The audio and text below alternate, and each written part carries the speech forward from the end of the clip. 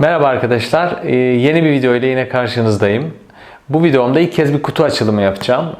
Tanıtmak istediğim ürün Kirjes marka balon zımpara ve polisaj makinesi. Kirjes bir İsveç markası. Türkiye distribütörü ensarshop.com tarafından getirilmiş bir ürün. İncelediğimde çok beğendim.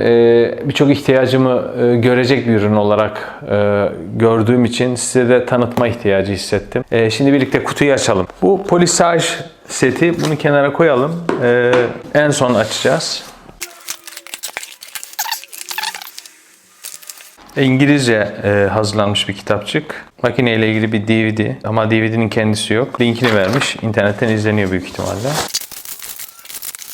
Evet, bu zımparalama kiti bir kutu olarak. Bu esnek şaft. Bu da makinemiz. Koliden 3 kutu çıktı. Sırasıyla açalım. Zımpara ve polisaj makinesi.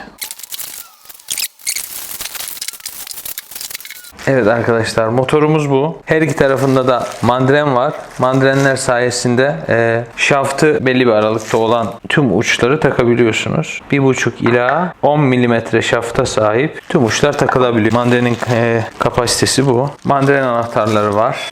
3000 devirli 300 wattlık bir motora sahip. Normal şebeke gerilimi ile çalışıyor. 1.48 amper. Lastikli ayakları var. İstenirse masaya vidalamak için 4 tane delik mevcut. Şimdi esnek şaftla ilgili kutuyu açalım.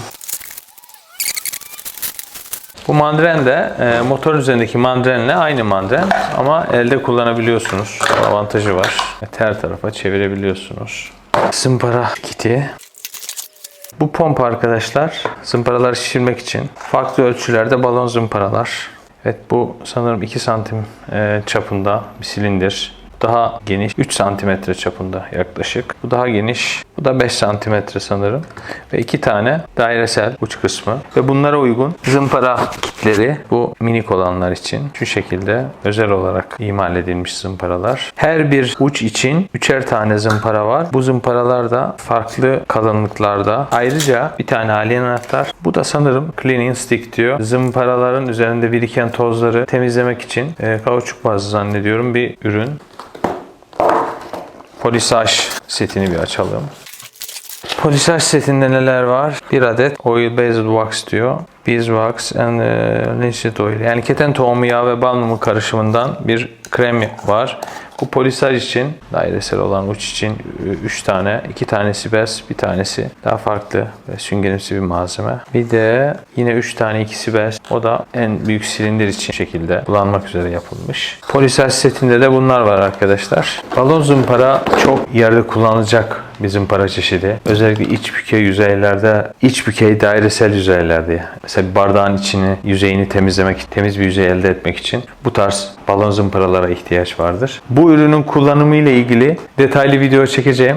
Bu sadece bir kutu açılımıydı. Detaylı videoda tüm özelliklerini anlatacağım ve uygulamalar yapacağım. Makineyi daha iyi tanıyacaksınız bu şekilde. Videomu beğendiyseniz kanalıma abone olmayı lütfen unutmayın.